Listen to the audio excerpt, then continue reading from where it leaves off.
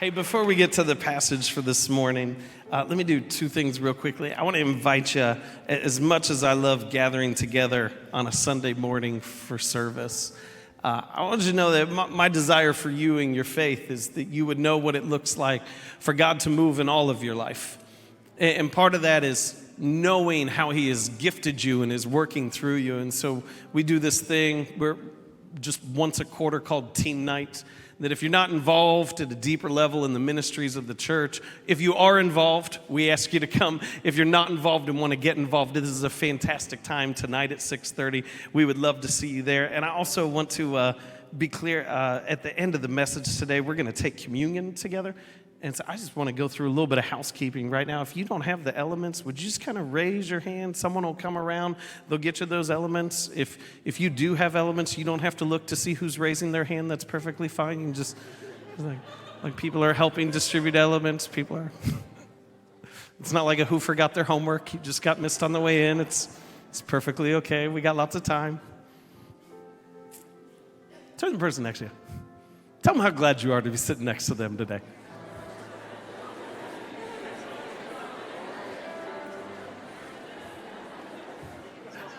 I am also mutually enjoying the people who don't have elements, who kindly are keeping their hands raised, who are talking to the person next to them about how glad they are to be next to them with both hands raised. I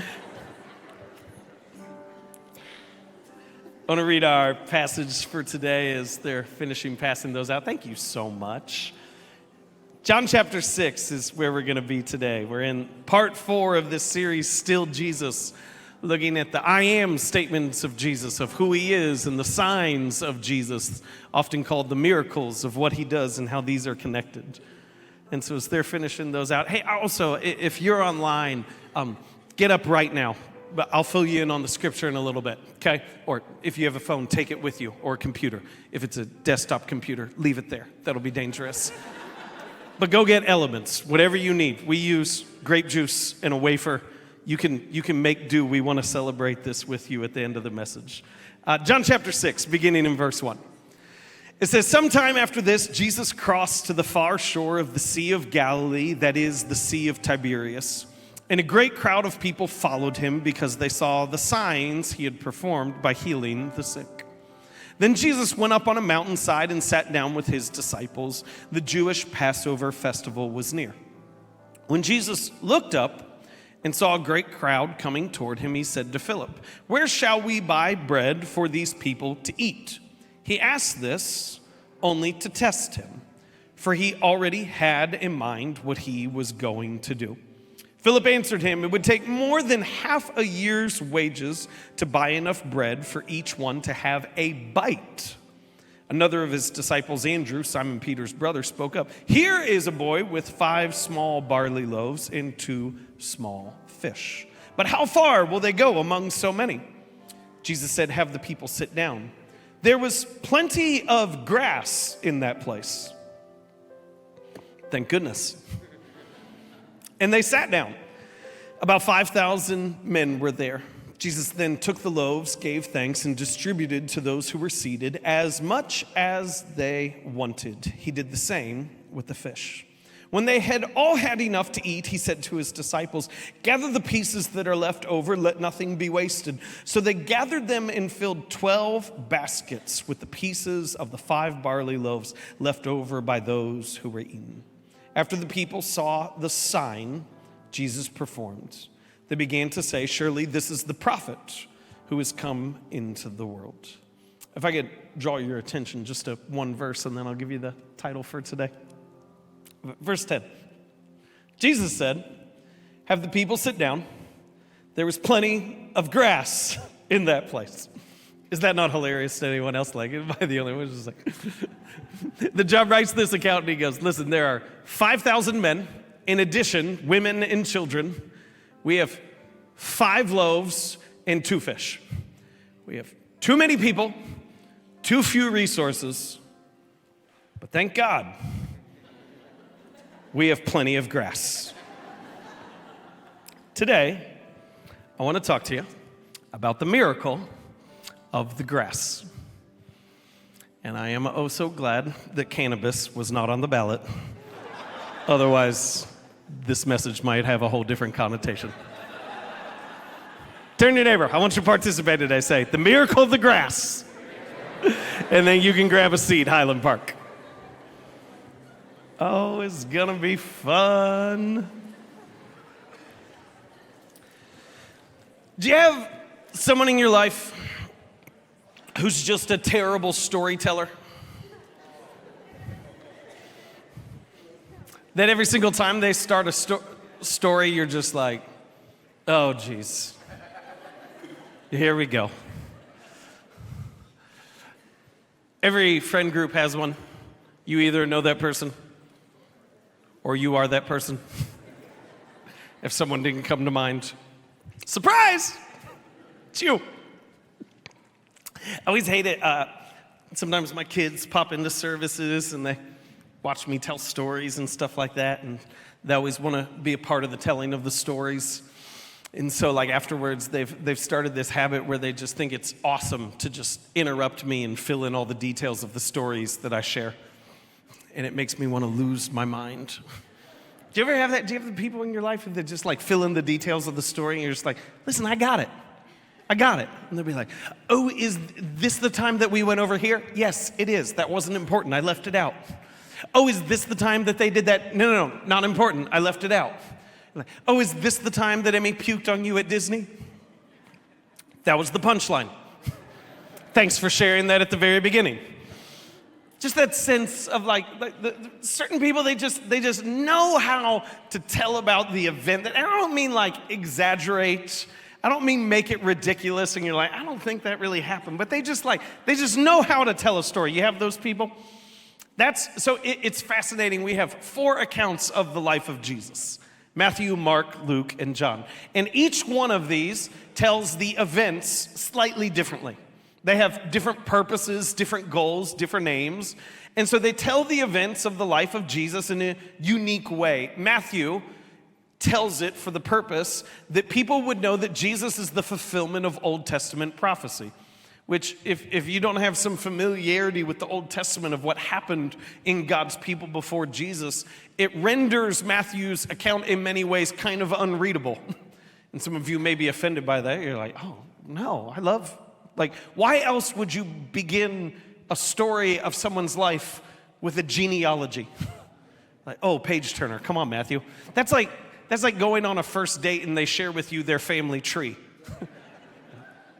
What is that, like 8th date, something like that. And so Matthew said, like, unless if you have that background of like, hey, here's the Old Testament prophecy, here's what's going on, you're like reading Matthew and you're like, why are we talking about this? Mark, the second account we have, wants to give a quick account so that you would see that Jesus is king.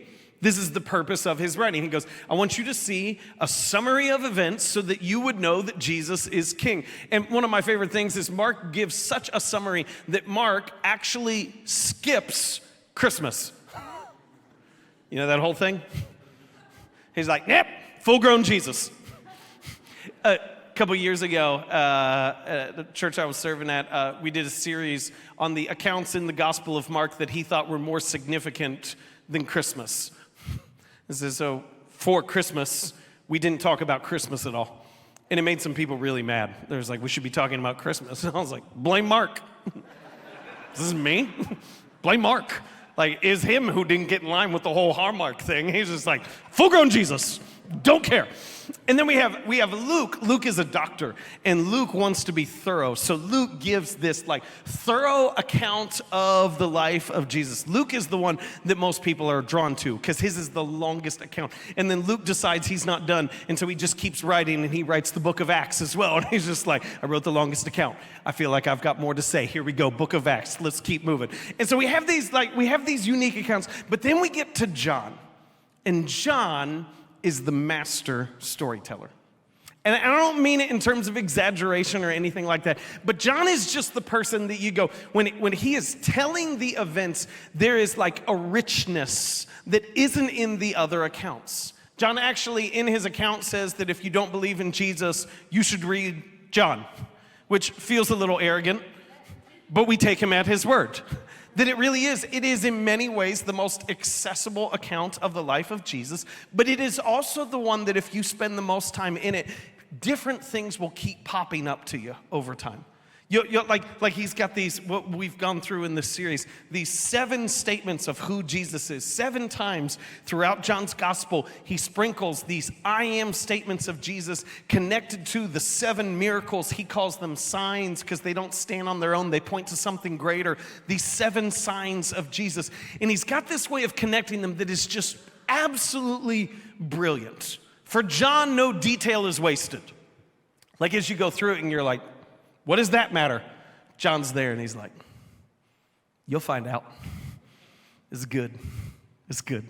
John is the Christopher Nolan of the gospel writers.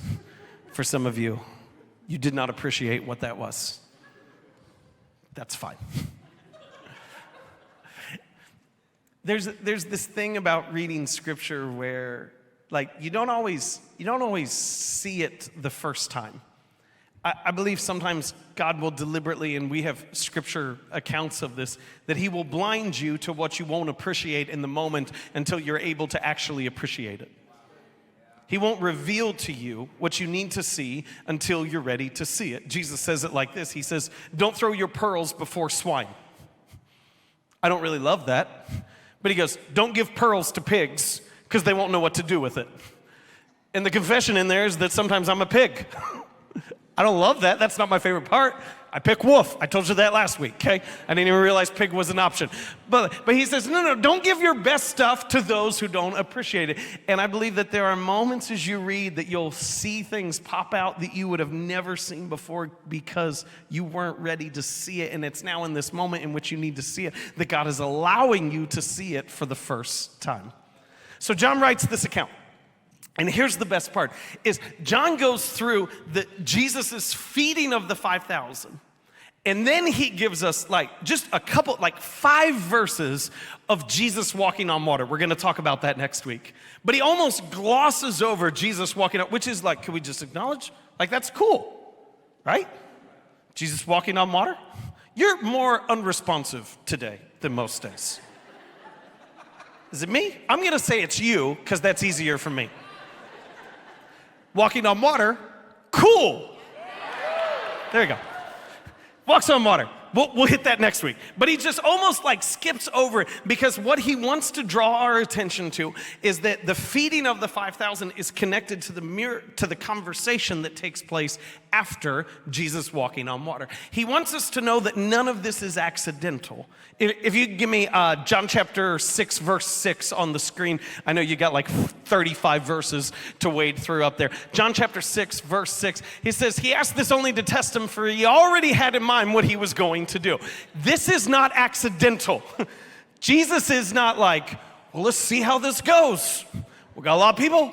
How many loaves? 5 loaves. Ooh, I was hoping for 7. Let's see how this goes. He knows what's going to take place, and John is tracking with him, and he's saying that if you're going to understand the feeding of the 5,000, you need to know the conversation that takes place after. So he feeds the 5,000, and then Jesus walks on water next week. We're not even going to touch that today. And then this is what takes place next. John chapter 6, verse 22. It says, the next day, the crowd that had stayed on the opposite shore of the lake realized that only one boat had been there and that Jesus had not entered it with his disciples, but that they had gone away alone. Then some boats from Tiberias landed near the place where the people had eaten the bread after the Lord had given thanks. Once the crowd realized that neither Jesus nor his disciples were there, they got into the boats and went to Capernaum in search of Jesus. This is just a simple way of saying all of a sudden the people realized Jesus isn't here. He didn't leave on a boat. What on earth just happened? It says, when they found him on the other side of the lake, they asked him, Rabbi, when did you get here? Let's pause there. We need to do some work, okay? Do you have the mind, the energy, the attention to do some work in the scripture this morning? Okay, so let's hang here for just a second. When they found him on the other side of the lake, these are the only people who actually found Jesus. Because we use that language. And some people will say when they come to faith, they'll say, I found Jesus. And I want to give in there. I don't correct in the moment because it's not worth it, but I always do want to correct, no, you didn't. Because he wasn't missing. You were. The one who was lost found nothing. You were the one that was lost. He found you. If you're walking in the woods, which I have no idea why you would be because there's sidewalks and poison ivy and gators, but if you're walking in the woods and you lose your path on the trail and you eventually find your way back to the trail, you may say, I found the trail, but it wasn't the trail that moved, it was you that moved, right? See, just because you were lost doesn't mean Jesus was hiding. It is important to understand that we come to God with only gratitude, no sense of accomplishment. And if our language in any moment is ever, I found Jesus, I did this, I came to this, instead of God pulled me in when I was at my bottom, God saved me when I was wrecked. We'll get there. You didn't find Jesus. Jesus found you. And I believe today that there's some of you that he hasn't found you yet because you've been running. And today's the day that you're going to be able to say, no, he found me. I didn't even realize I was lost, but he found me. When they found Jesus on the other side of the lake, they asked him, Rabbi, when did you get here? Now, this is where I need you to lean in, okay? And I'm going to track this conversation for you, what takes place, but it gets a little nutty. It says, Jesus answered, very truly I tell you, you are looking for me, not because you saw the signs I performed, but because you ate the loaves and had your fill. Do not work for food that spoils, but for food that endures to eternal life, which the Son of Man will give you, for on him God the Father has placed his seal of approval. And you go, what is happening here? Jesus looks at all of them and he says, listen, let's be real about why you're here. You're here because you ate bread. You're here because your belly's full. That's it. But he elevates them in the same moment. He says, but do not work for food that spoils. You put so much effort to follow me because I fed you. But don't work for food that spoils. Work for food that is eternal. He is building into their understanding this idea that there are levels at which we follow Jesus. We follow Jesus at the level we've encountered him. If you're not already taking notes, I'm going to say that again, and I'll say it slowly. We follow Jesus at the level we've encountered him. If you have encountered God in your routine, then you will only follow him to the extent of your routine. If Jesus is the one who makes you feel good, then you'll only follow him to the extent of your preferences. If Jesus has been a physical resource to you, you will follow him physically. But if you have new life, if he's changed your life in some way, then you follow him at a different level. We may all be following, but we're not all following at the same level. And Jesus comes to the people and he says, listen, you crowded around me to hear me teach. You were willing to cross the lake because your belly was full. But there's more levels to this. There's greater, when people say, I love you, we don't all mean the same thing. Can I acknowledge that? Like there's people that love my kids, and I believe wholeheartedly they love my kids, but they don't love my kids the way that I love my kids because they're my kids. The level is different on that. I was gonna share, but then I thought it might get awkward, and so I was like, I'll just leave it out that like, I love my wife differently than you love my wife because I've encountered my wife in a different way. But then I was like, that gets creepy and weird, and so we'll just bypass that part. I make myself laugh. Even if I don't make you laugh, I just need you to know I make myself laugh. Point, there's levels to this, okay? He says, you're here because you ate, but there's more that I have to offer than just food. They asked him, verse 28, what must we do to do the work God requires? And Jesus answered, the work of God is this, to believe in the one he has sent. This is not just I believe. It is, the word is the same word for faith. It is an active belief. It is a faith that changes the entirety of how you live. That Jesus pauses here and they go, so what's this work? He says, well, the work is that you would have faith in every avenue, every environment, every arena, every relationship, that all of your life, that your faith would transform how you operate and act. Do you ever get like the areas in your life that your faith has yet to transform how you act in those moments? Like here, you're Jesus. But like you put on the TV and your team's playing. I've got mine. Like I told you a couple weeks ago, I was like, when I get into Disney and a large crowd of people who have no idea how to walk in a crowd, I don't feel like Jesus is with me in those moments. I feel like Jesus is like, I feel like I'm walking with the other guy in those moments, if I can be honest on that. He says, here's the work. The work is that in everything that you do, that God would transform how you live, how you think, how you act, how you love. And they do what we all do. Verse 30. So they asked him, what sign then will you give that we may see it and believe you? What will you do? Our ancestors ate the manna in the wilderness. As it is written, he gave them bread from heaven to eat. They go, that's hard. What's the work? That faith would transform everything. Listen, our ancestors, the sign wasn't that their faith would transform everything. It's that while they were wandering in the desert, God gave them bread to eat, and they ate the bread. Could we do that? Doesn't that sound so much easier? Are you guys not cracking up at these people? I think these people are the best. He's like, you're here because your stomach's full. Okay? There's a greater work I have for you to do. Cool. What's the work? That it would change everything. Can we just eat bread? And then this is how Jesus gets into it. They said, can we just eat bread? Jesus said to them, very truly, I tell you, it is not Moses who is giving you the bread from heaven, but it is my Father who gives you the true bread from heaven. For the bread of God is the bread that comes down from heaven and gives life to the world. Yes, your ancestors ate bread, but there is a type of bread that will change everything, that'll impact eternity. And they go, verse 34, awesome. We'd like that bread. Can we eat that bread? And Jesus declared, I am the bread of life. Whoever comes to me will never go hungry, and whoever believes in me will never be thirsty.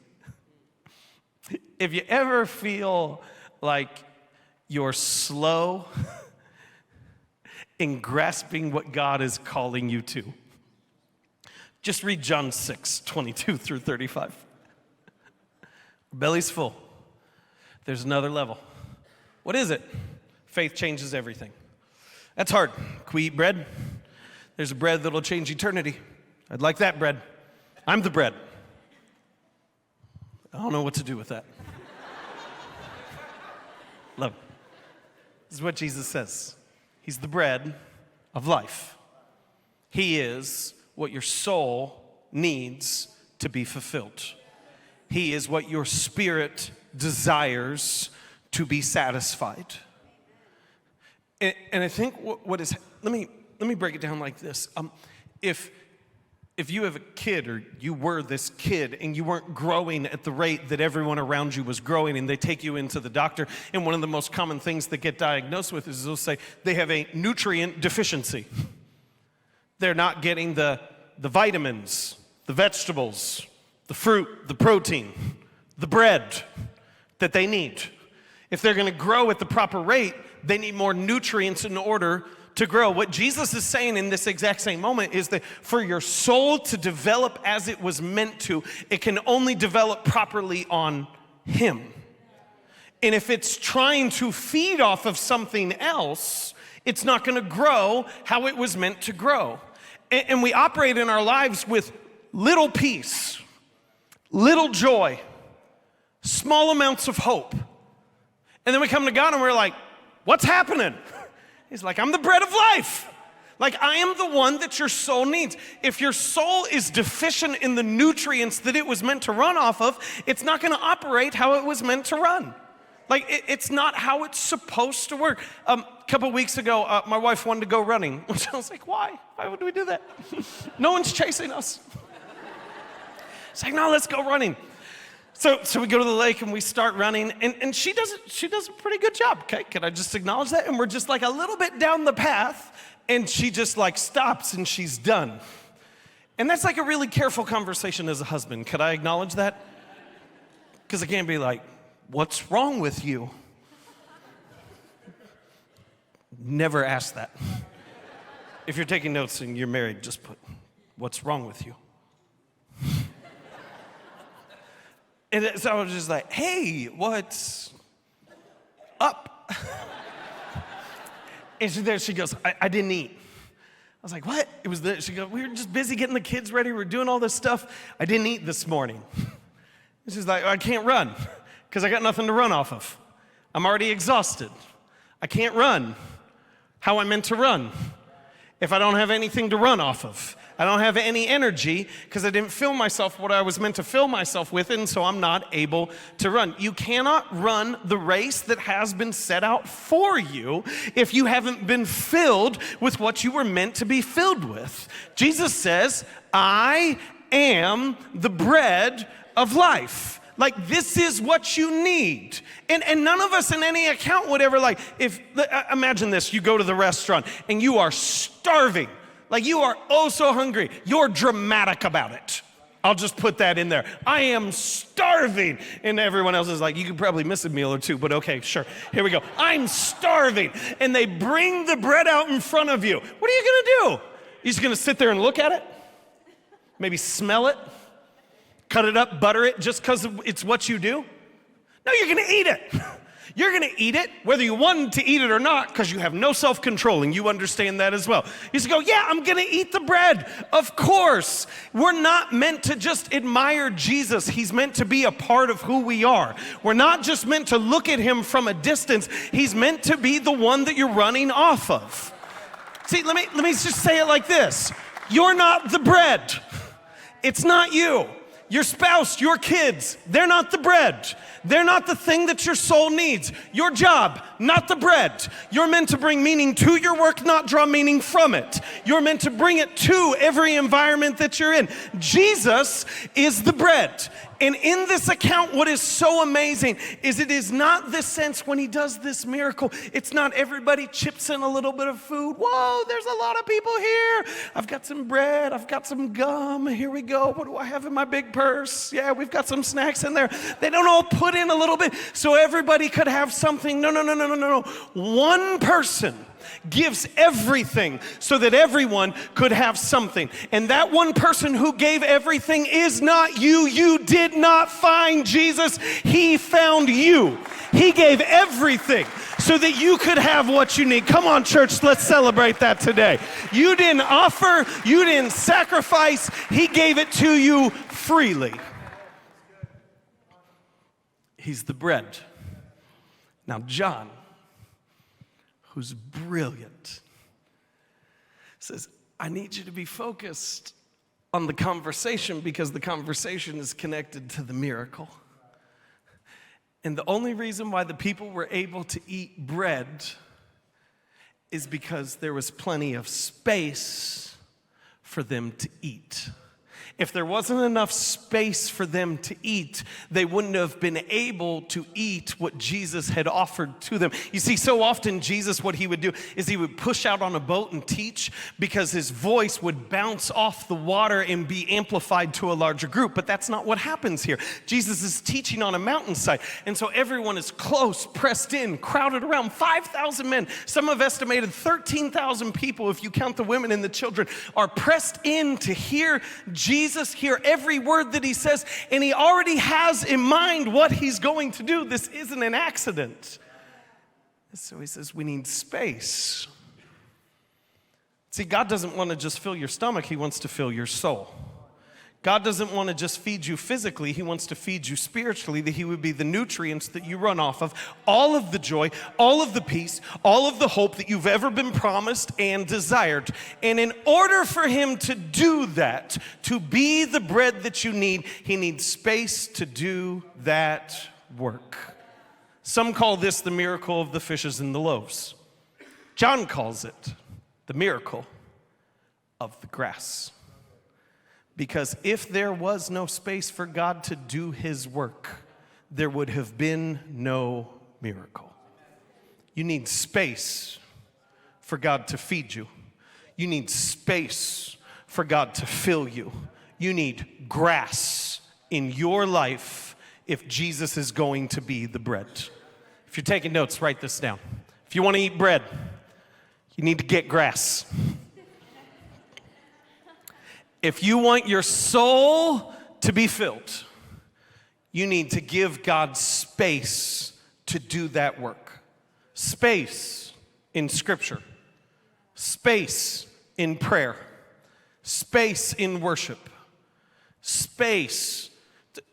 So much of our life, we just push everything up against one another. And the thing that we have lost more than anything else in our day and age is space.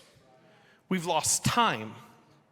And then we go around anxious, worried, frustrated, stressed out, low joy, low peace, low hope. And we go, what's happening to me? We go, well, you didn't eat. Why didn't you eat? No grass. Lost my grass. If you want to encounter God at a level that you have not encountered him, if you're going to follow God in the way you're not currently following him, you need to encounter him at a level that you have not already encountered him. And if you're going to encounter him at that level, you need to create space to encounter him. And I think we get caught up in this because we'll wake up in the morning and read scripture, or we'll serve, or we'll connect with other followers of Jesus. And we've got this idea that the significance of the encounter is directly connected to our emotional feelings about the encounter. We got this idea that the only encounters with Jesus that are truly meaningful and truly filling are the one that we're deeply emotionally tied to. Let me ask you this. What did you have for lunch last Wednesday? You don't know. But I bet you ate, right? I'm not skipping meals. Life's too short to skip meals.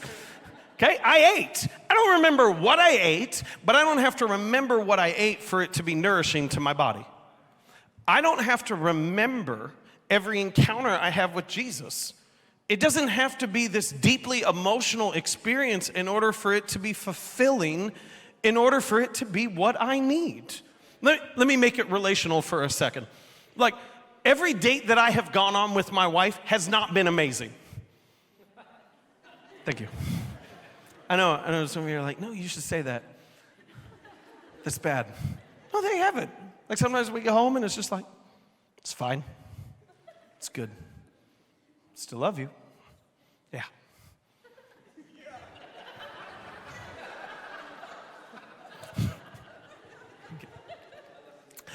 Let me switch my metaphor. Work with me. Not every time you get up to the plate are you going to hit a home run. Sometimes you just need to hit a single. And that's how you move the people across the bases. Sometimes with my wife, it just takes time.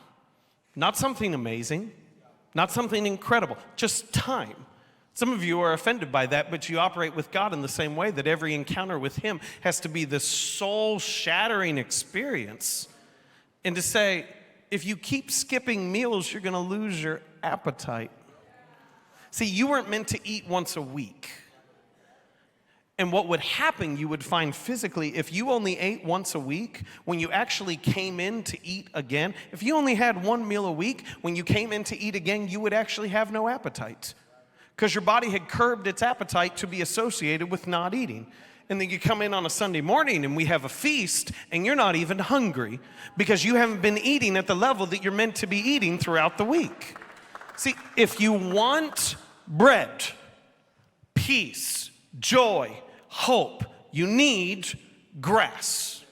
And my belief is this, is that the bread is God's responsibility, that the grass is our responsibility. God takes care of the bread. It's my responsibility to create grass, to give him space to do that work in my life. You've heard it said like this, if the devil can't make you bad, he'll make you busy. But he won't fill your life with bad things because you're too smart for that. He'll fill your life with good things that aren't of him, that crowd him out. And then you'll go whole seasons in your life and you'll go, I don't know what happened to my relationship with God. I do. You lost the grass. You lost all the space in order to be filled and fed. So this is what I want to do. If I could just have a couple minutes. I'm going to take a couple minutes whether you give them to me anyway. I want to really teach you on getting grass. Okay? And again, I want to be clear. It doesn't all have to be Bible journal. It could be as you're driving, worship music. It could be, should be serving. And sometimes I get a little shaky because I know people are really busy and we ask them to serve at church. But the reality is that I believe that this is more important than a couple other 100 things that you're already doing the rest of your life. I'm not saying it's more important than everything, but I believe it matters. And it's so hard to make room for what is of God because everything else is still good. And so I want to teach you real clearly, this is how you get some grass. Because it is easy to fill time, it's not always easy to find time. And what you'll find in your life, if you don't find the time for what matters most, other less important things will continuously fill your time. And this is where it gets really tricky. Let me just share with you where it got really tricky for me. Is as your phase of life changes, your operating system must change. As your phase of life changes, how you think about your time and how you live your time must change. You're in a bad spot if you're married and you're still living like you're single. Ooh. You're in a bad spot if you have kids and you're living like you don't. Now let me make it real practical. My best time with God used to be in the evening. Like just married, even pre-married, like 7 to 9 p.m. That was my space. And then we had kids. And that was bedtime. And bedtime was chaos. And I tell my wife frequently, I love my kids the most when they're asleep. That's my favorite. But what became difficult is I tried to maintain my slot of time with God in a time in which I was now called to serve. I wanted to be selfish in a spot that I was now called to serve others. And this is what I learned, is that I can be selfish, I just can't always be selfish. You can be selfish, but you can't always be selfish. And I learned that there were times in the day in which I could be selfish and I could get grass to encounter God. At 5 a.m., no one in my house is moving. No one is upset with what I'm doing with my time. I can do whatever I want at 5 a.m. I can do whatever I want at 10 p.m. It doesn't matter what I do at that time. And if I try to use my time with God in a spot in which I need to serve those around me, all of a sudden I'm going to create friction and tension where I need to be filled. And for some of you, that's what needs to happen. Oh, geez, that would have been awful. What needs to happen is you need to find that spot in your life in which you can get grass. I say this not as a sense of bragging, and I want to be really, really clear with you on this. There was a time in my life in which 5 minutes of God a day, I was good. The level of responsibility that I had, the burden that I carried, 5 minutes was more than enough for me to encounter God. That's not the case now. Now I need an hour. And hear me on that. That's not to say, that may not be you, but that's where I am now. With the burden that I carry and the responsibility that I have, that's how much time I need to be filled to go do everything else that I'm called to do. For some of you, you need to become a verse a day person. You need to find that verse of the day, read it, grasp it, and go live. For others of you, you need to graduate from a verse of the day kind of person. And you need to understand you have a greater responsibility and burden on your life. And so you need to be filled at a greater level in order for that to happen. Famous UCLA head coach John Wooden, He said it like this: you can tear down more between practices than we can build up in practice. How you live the rest of the time can tear more down than we can build up when we're together, and I say the same thing to you today. You can tear down more Monday through Saturday than we can ever build up on a Sunday morning, because you weren't meant to eat once a week. You were meant to be fed daily. And this is what I love. This is who Jesus is. John 6, verse 12. It says, when they had all had enough to eat, he said to his disciples, gather the pieces that are left over, let nothing be wasted. God never wastes your time with him. Even if it wasn't emotionally meaningful to you. Even if you walk away from the passage and you go, what was that? I didn't understand a thing. God never wastes the grass that you give to him. But if you're going to be filled, he needs space to do that work.